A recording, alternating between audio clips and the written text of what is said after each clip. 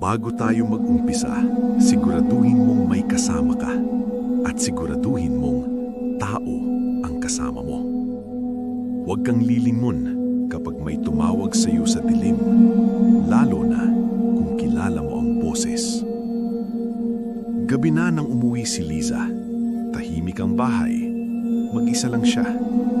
Habang nagbibihis siya, may narinig siyang mahina.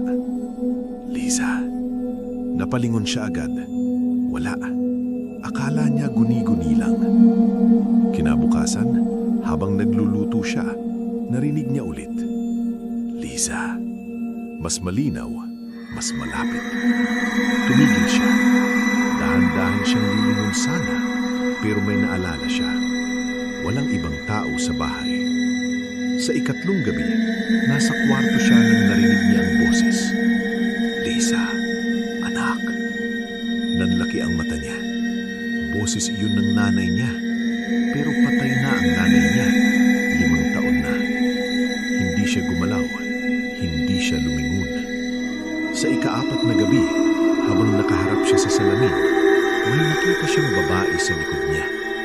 Mahaba ang buhok, nakatayo. Liza, lumingon ka. Nanginginig siya. Ramdam niya ang presensya, pero hindi siya lumingon. Sa ika-5 gabi, may kumatok sa pinto. Tok-tok. Liza, buksan mo. Boses iyon ng boyfriend niya, pero nasa ibang bansa ito. Please, nandito ako. Halos maiyak siya. Gusto niyang buksan ang pinto, pero hindi siya gumalaw. Sa ika-6 na gabi, habang natutulog siya, may humawak sa balikat niya. Liza, lumingon ka na.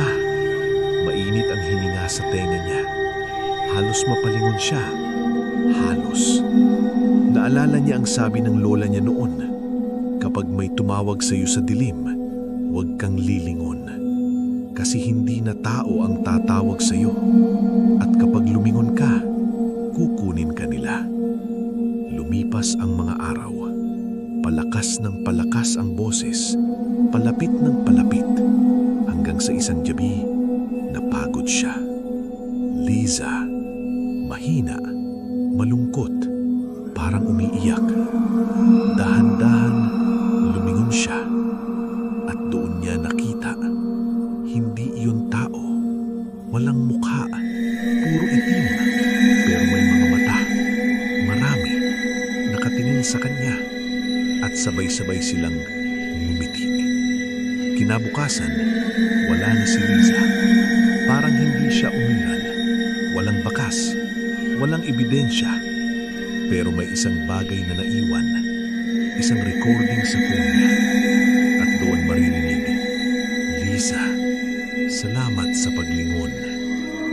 At kung sakaling marinig mo rin ang boses na tumatawag sa iyo sa dilim, kilala mo man o hindi, isang bagay lang ang tatandaan mo.